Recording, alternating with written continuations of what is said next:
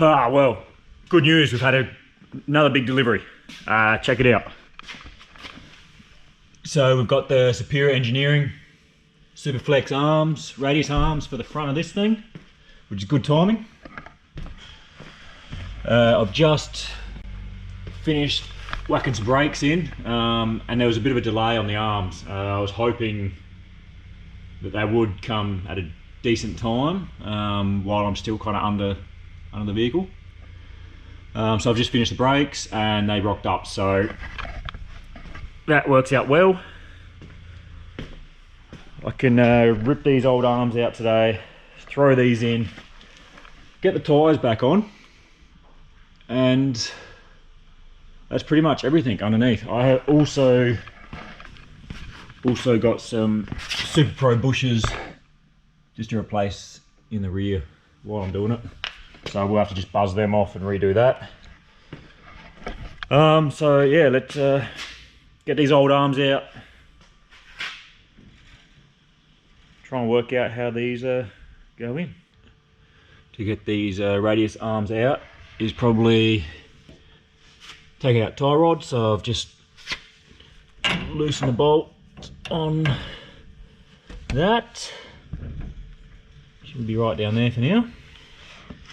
Then we just have a couple of these big fellas to undo, and then towards the rear.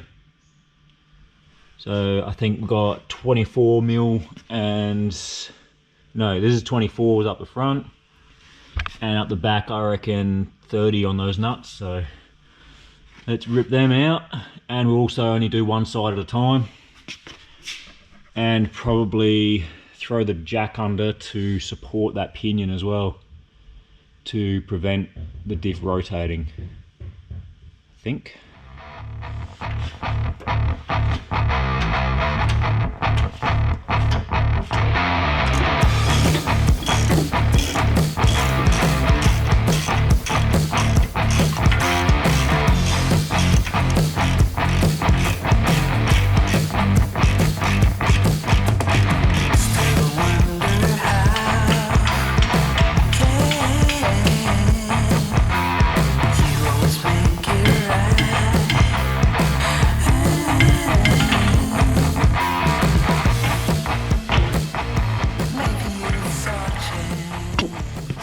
Just match up these. So you've got two washers here. Alright, so obviously the larger one on first, followed by one of these. They look the same. Oh.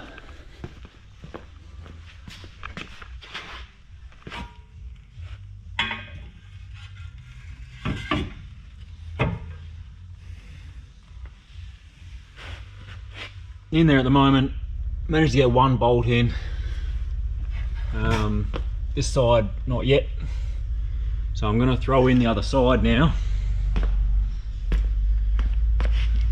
So the passenger side has this bracket spacer in there, so let's go ahead and remove the passenger side arm, and then get this up in there.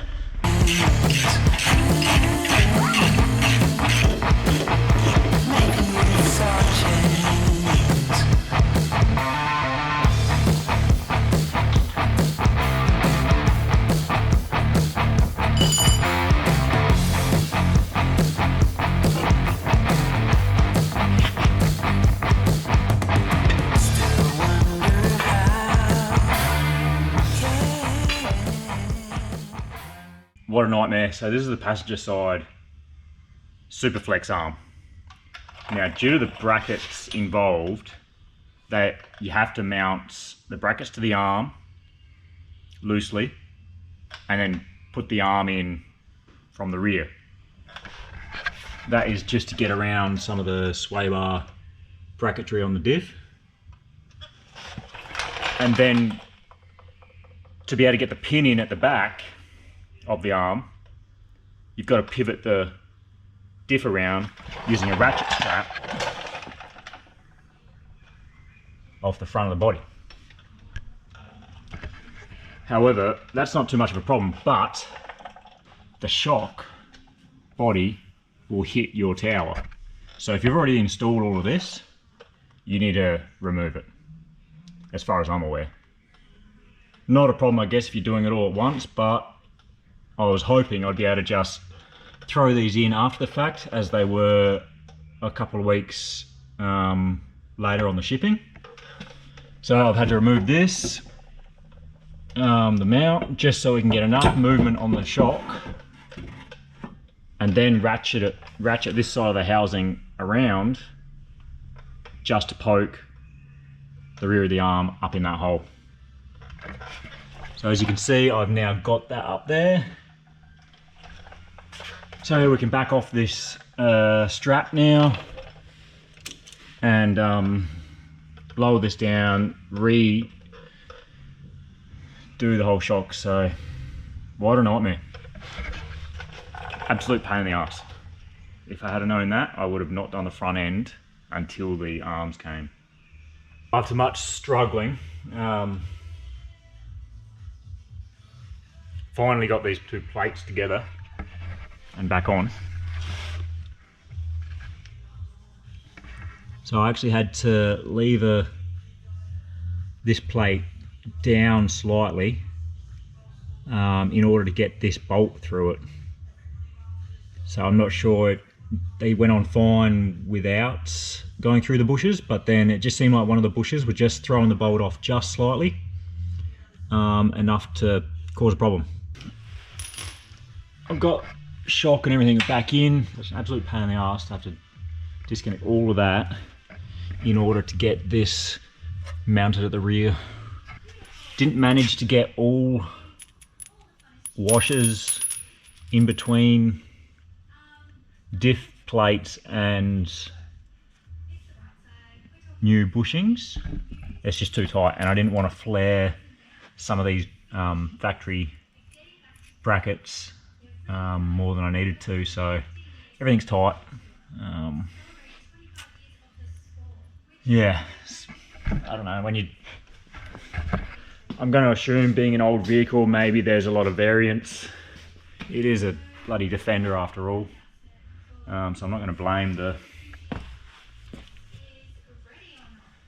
certainly not going to blame Superior for that, but instructions were good enough. It just seemed like a bit of a pain in the ass to get everything together. Apart from that, just come back to the other side here. I've just tightened, I managed to get this one in just by jacking up the pinion a little bit. So these are the Castor corrected, and the springs are actually sitting a little better than what they were. So tie rod to go back on, then we can put the tyres on and drop it back down.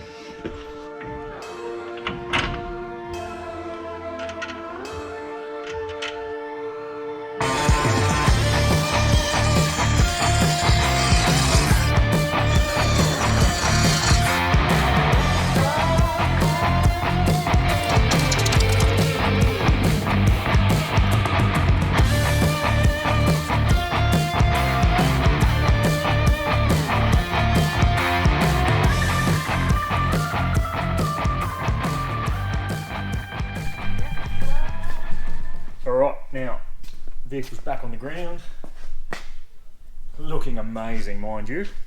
Gonna jump on the creeper. I've got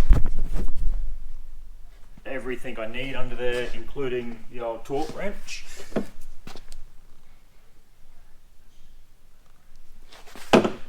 So let's head under there and start torquing everything up.